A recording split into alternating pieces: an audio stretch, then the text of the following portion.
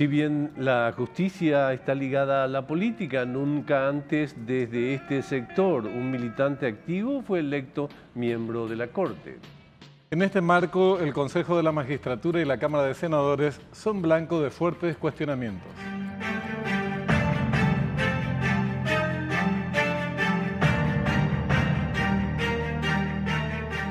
Muy buenas noches, el programa de entrevistas Fuego Cruzado. ¿Cómo le va, don Benjamín Liviares? ¿Cómo está usted? Muy bien, un tema de mucha actualidad que vamos a tocar.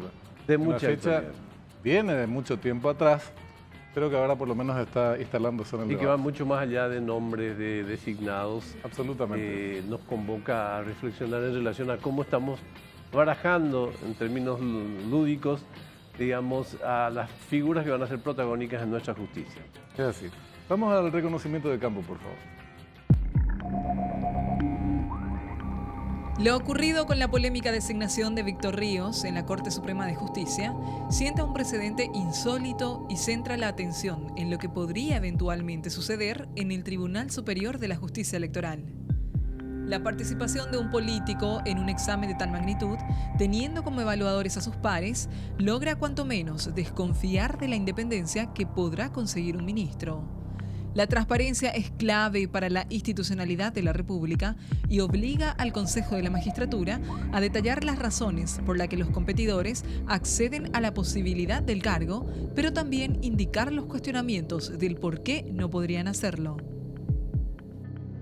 El proceso de selección de los miembros del máximo tribunal siempre estuvo acompañado de discusiones, de polémicas, por la razón esta del toma y daca, las negociaciones políticas Que siempre existió. siempre existieron, pero tal vez nunca como en esta oportunidad por el hecho de quién fue escogido, independientemente del nombre y la Claro. afiliación política a la que pertenece el futuro nuevo miembro de la Corte Suprema, mañana jura Víctor Ríos, el hecho de que provenga de la actividad política activa. Entonces pone la discusión sobre la mesa, digamos, con Sí. más intensidad. Tal cual. Esta es la ficha de nuestro invitado de esta noche.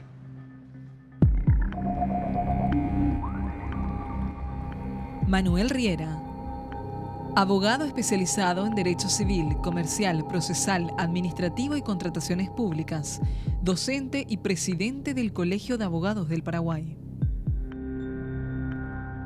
Manuel, un gusto tenerte con nosotros esta noche. Muchas gracias. No, a vos, Benjamín, buenas noches. Muchísimas gracias por la invitación. A gusto, la misma cosa. Muy contento de acompañarlo. Muchas gracias. Lo más fácil, pero también probablemente lo más tonto, sería empezar esta historia analizando la sesión del Senado por la cual se escoge a Víctor Ríos. Tratemos de buscar antecedentes. Si buscamos antecedentes, quizás un capítulo importante es analizar el rol del Consejo de la Magistratura. ¿Qué podríamos decir al respecto? En este contexto, obviamente. Pero por supuesto, las críticas que se le hicieron al Consejo de la Magistratura no son solamente de este proceso.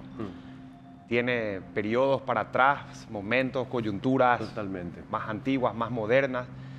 De hecho, creo que este proceso de selección de magistrados arranca con una completa falta de crédito. Ya se hablaba de un pacto político cerrado, ya se hablaba de un cuoteo. Antes de que el proceso se inicie, eso se vio un poquitito más enturbiado, inclusive con la poca participación de los candidatos, que al final se cerró en una lista de 20. Y bueno, pasó lo que pasó, ¿verdad? Que es de lo que después hablaríamos. Pero en definitiva, cuando yo le digo a las personas que hablamos de estos temas, demos un paso un poquitito más atrás de este proceso de selección puntual. Veamos cómo funciona el Consejo de la Magistratura en 30 años de democracia y comparemos el ejercicio que acaba de hacer la ciudadanía paraguaya en el 2021 con la que se hizo por primera vez al salir de la dictadura y comparemos el tipo de elección que hicimos hoy con los que se hacían hace 30 años, en donde las ventanas no tenían ni un resquicio de luz, donde nadie sabía qué se decía, donde nadie sabía quién se sentaba, donde nadie explicaba por qué se elegía, donde nadie sabía cuáles eran las reglas de juego, qué se entendía por idoneidad, qué se entendía por subjetividad, qué se entendía por discrecionalidad, quién ponía a los miembros de un consejo, una figura que es un híbrido traído de constituciones españolas, italianas, y hoy, 30 años después, el escenario es otro, ¿verdad? Y allende los resultados, Hoy hay mucho más que criticar, mucha más información sobre la mesa, mucho más datos con lo que la ciudadanía cuenta, con lo que la prensa cuenta, con lo que los gremios contamos. Entonces, en líneas generales, peor no estamos, mejor podemos estar. Pero mucho avanzó Paraguay en ese sentido en los últimos 30 años. Pero Manuel, ¿no sería más honesto en el sentido, en términos intelectuales y en cuanto a la transparencia del procedimiento mismo?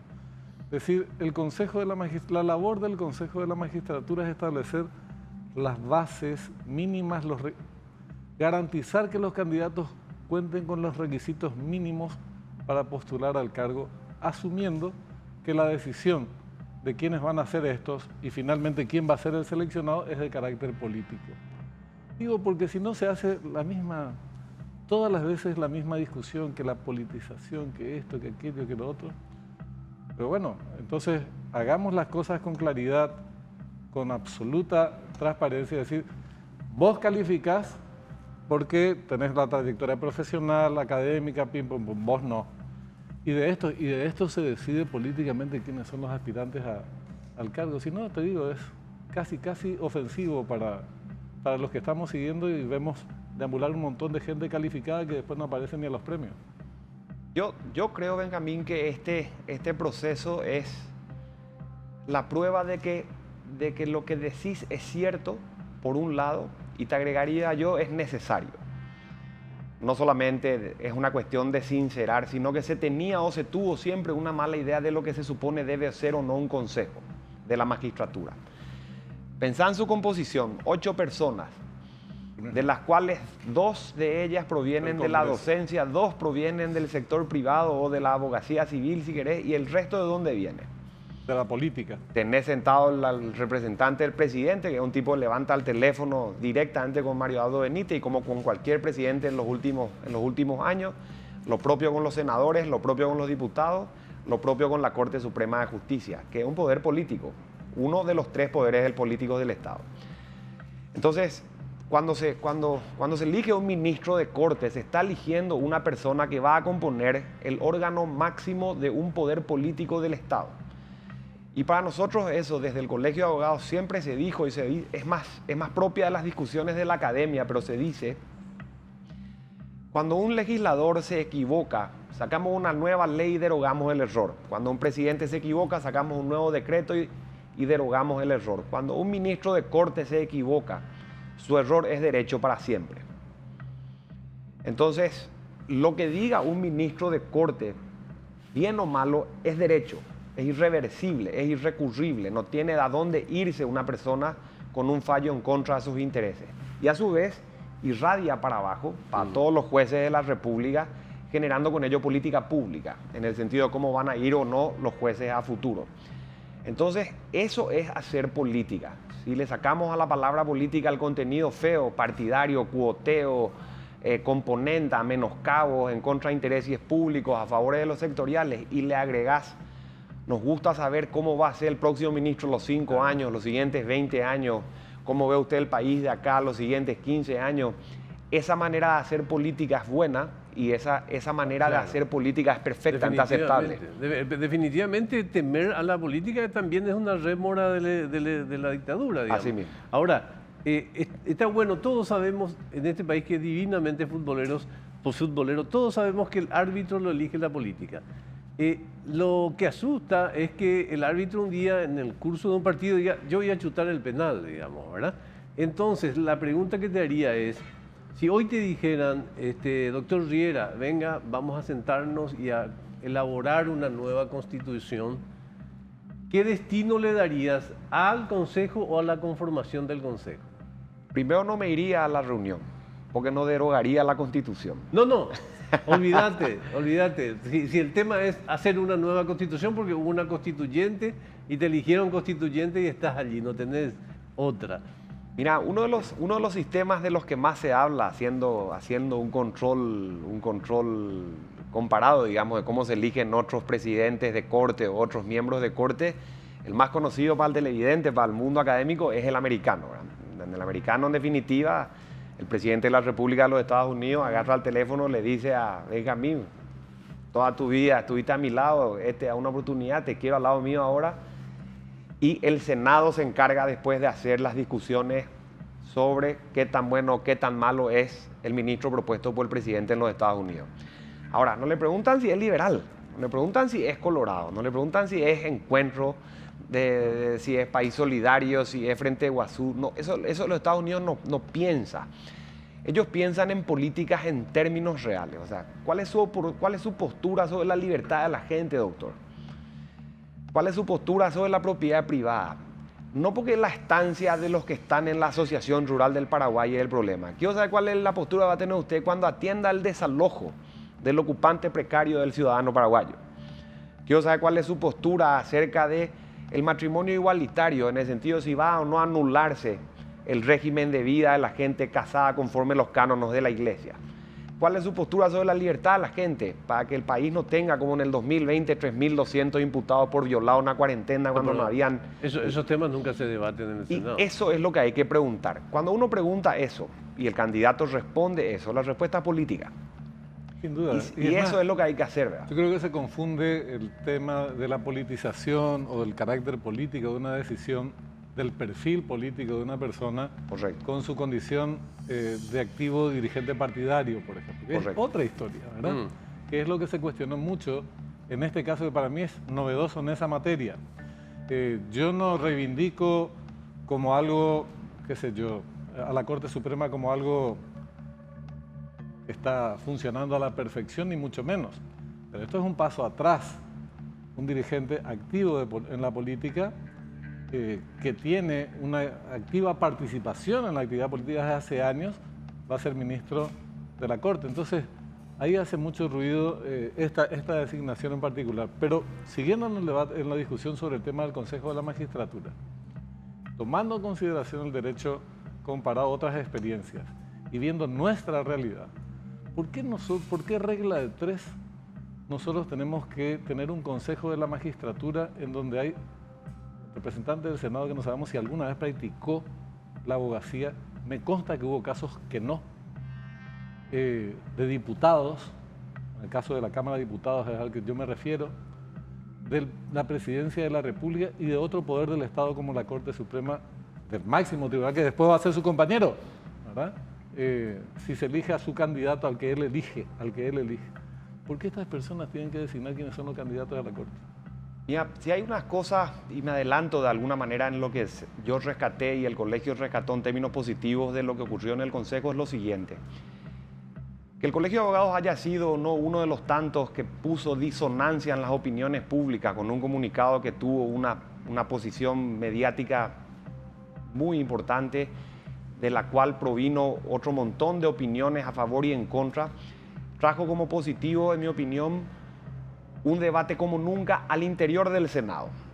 O sea, si el pacto político existía, que existió, no porque lo diga yo, porque lo ratificaron los senadores, y si existió y ya estaba arreglado como se dijo que se arregló, se tuvo que haber hecho un esfuerzo mucho mayor para justificar el acuerdo de parte de los senadores. Si hay una de las cosas que además de ese debate mostró, no solamente sincerando, como decías al comienzo, lo que ya había, yo decía, está bien que haya, pero a mí no me contaban cuál es. Creo que tampoco te contaban cuál es.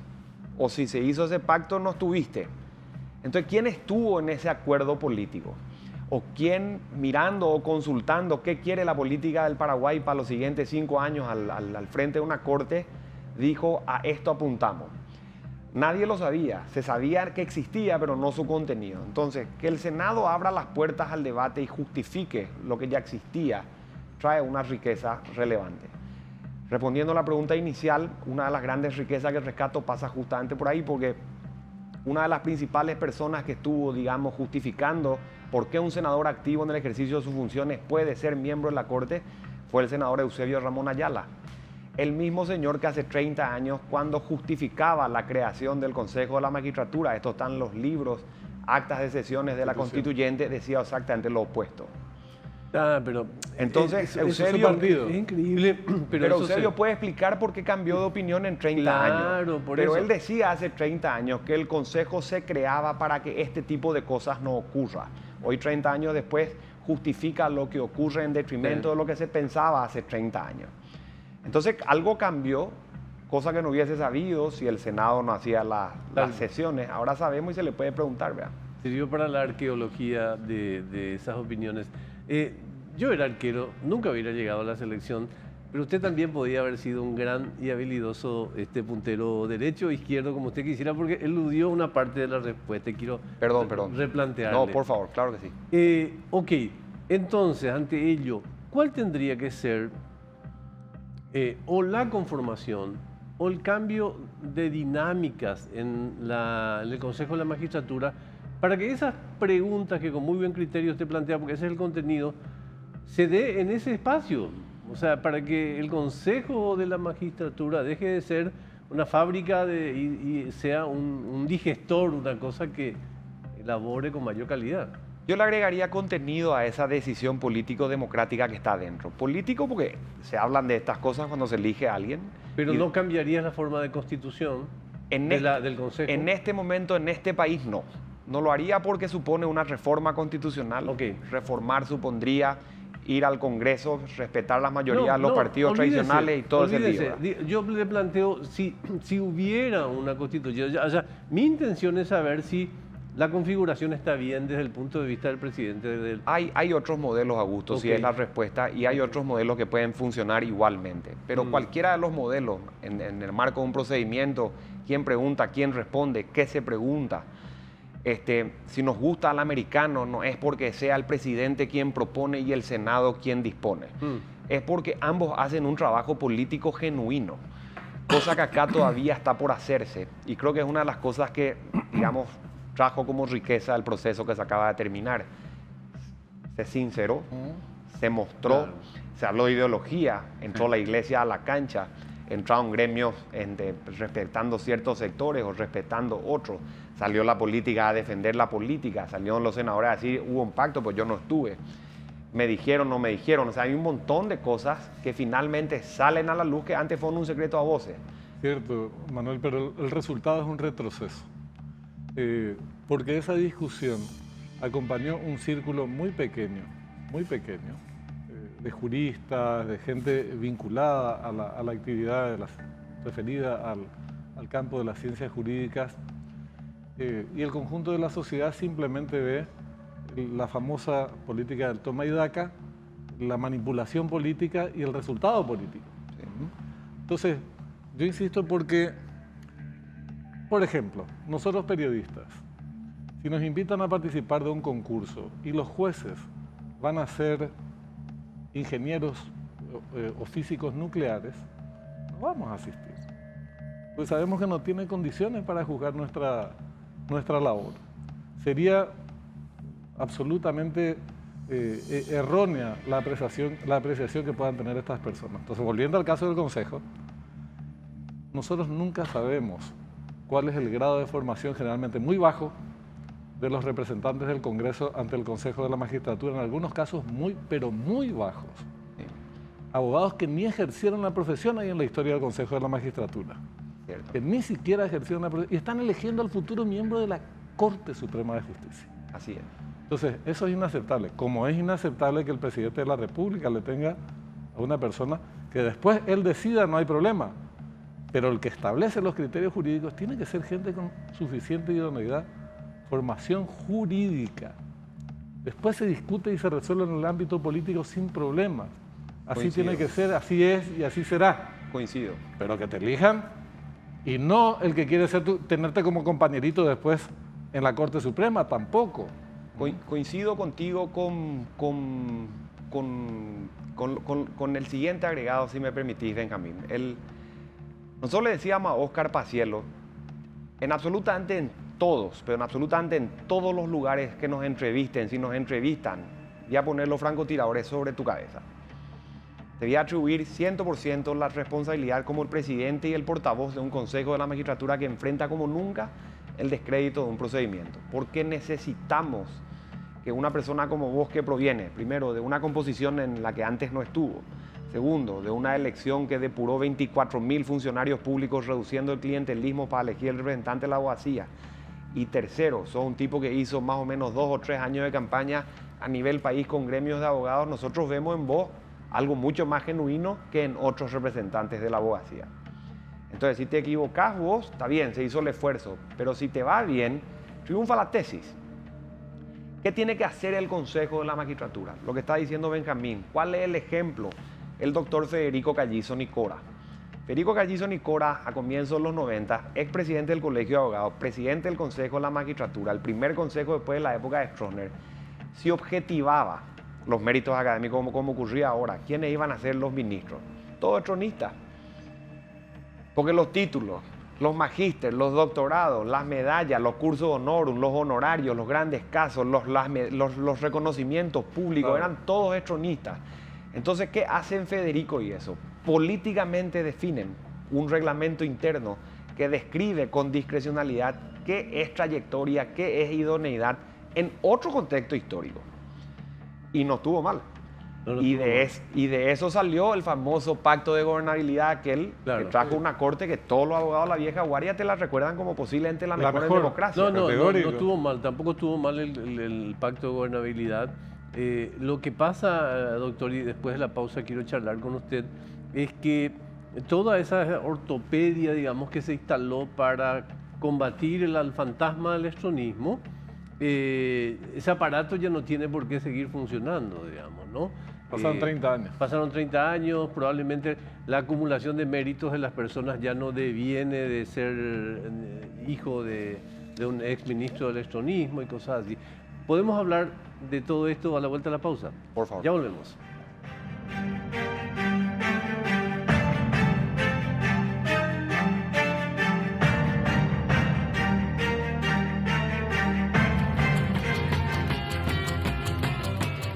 Bien, retornamos en Fuego Cruzado, en la última parte de nuestro encuentro. En abril, de acuerdo a los datos que manejamos, hay una nueva convocatoria para este mismo episodio. ¿Qué lecciones tuvo que haber aportado lo que pasó en este tiempo? Y si tuvieras que sistematizar en 3 líneas, en 3 puntos. El Consejo de la Magistratura tiene que hacer un fundamento por cada uno de sus miembros públicamente de por qué puntúa cualquiera de las etapas de su proceso de selección. Segundo, si se pone en un margen, como hicieron en este caso, donde arriba de un determinado porcentaje entran todos los candidatos con la misma cantidad de posibilidades, no solamente tienen que explicar por qué eligen 3, tienen que explicar por qué no eligen los demás, porque todos llegaron técnicamente al mismo nivel. Tercero, ese mismo ejercicio que se hizo en el Senado, en la elaboración de los argumentos, tiene que verse a lo largo y ancho de toda la discusión del Consejo de la Magistratura. 100%. Y si algo hay que hacer antes de que ese proceso se inicie el año que viene, es escribir todo esto en el próximo reglamento. Eso es lo que haríamos nosotros. Ahora, ¿por qué un jurista destacado de nuestro país, con buena formación, buena trayectoria, se vería, digamos, interesado en participar de un concurso de esta naturaleza? La mayoría está, no te digo desinteresada, porque hay gente a la que le interesaría, pero está completamente desmotivada o directamente no confía o dice, no, es una pérdida de tiempo, es una suerte de manoseo a quién soy o sería yo en este tipo de cosas. No se quiere exponer, no quiere someterse a una farsa, más o menos. Aún así, nosotros vamos a hacer el juego democrático, que es lo que yo decía en otros medios, vamos a jugar el juego democrático como colegio. El colegio va a cumplir en ese sentido su labor, va a meter luz en todos los lugares donde sigue oscuro el proceso de selección. Pero enfatizaría eso que me decías, Benjamín, ¿verdad? Vos tenés, como ocurrió en este caso, 18 candidatos con trayectoria, con libros, con títulos, con doctorados, con notas, con puntuaciones, con lo que fuere. El Consejo de la Magistratura puede decir perfectamente, políticamente, no es que elijo el que tiene más puntos nomás. Hoy en día la Corte está vista que funciona mejor con personas que vienen de fuera del sistema. Poneme un abogado en la terna. No me pongas un senador, no me pongas un ministro del Poder Ejecutivo o de otro poder, o no me pongas un juez. O decís, no, funciona mejor con gente de dentro. Entonces poneme 3 jueces dentro de la terna. Sí mismo. Y le acortás el margen de decisión al Senado después. Que diga qué quiere el Consejo, exacto. Igual una gran tarea para el Colegio de Abogados, y no cobro nada por esta idea, es por ejemplo, para abril O plantear... si cobras no compartir. Para abril plantear 5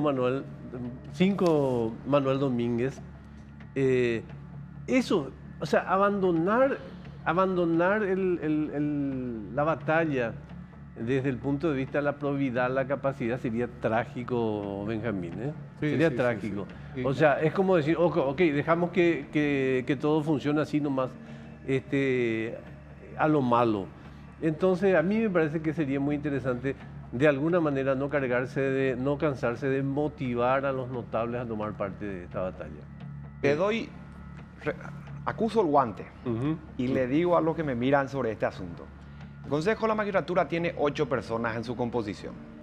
Necesitan una mayoría de 6. El número mágico no es 6, es 3, que evita el 6. Los presidentes no desempatan. 2 personas no lo votaron al senador Víctor Ríos. Óscar Paciello, el ministro Eugenio Jiménez Rolón. Alguien abandonó el voto por el camino. Casualmente el representante de la abogacía, Jorge Bogarín, le votó al senador. Los representantes de la docencia pública y privada le votaron al senador, si hablamos del senador. Los demás estaban en las ternas. Entonces, si nosotros trabajamos sobre la idea de Óscar Paciello, del ministro Eugenio Jiménez Rolón, no es que no hayan visos o posibilidades. Falta un voto nomás. Todavía no es mayoría, una manera de concebir políticamente la Corte, pero está ahí. Entonces, el colegio va a trabajar sobre eso. Yo le decía a todos los abogados que me escribieron sobre este asunto, le digo, yo no puedo cansarme como colegio. La institución no se enoja, no se picha, no puedo. Mi trabajo es hacerlo. Entonces, vamos a apuntar a abril del 2022 en ese sentido. ¿Verdad? Muchas gracias, doctor. Esperemos Muy amable que tengamos por su- buenas noticias entonces. Ojalá. Gracias por visitarnos. No, a ustedes por la invitación. Muchísimas gracias. Muchas gracias. Nos vamos, Benjamín. Así es, hasta mañana. Hasta mañana, que sigan bien. Continúen ahí, ya llega cuenta final.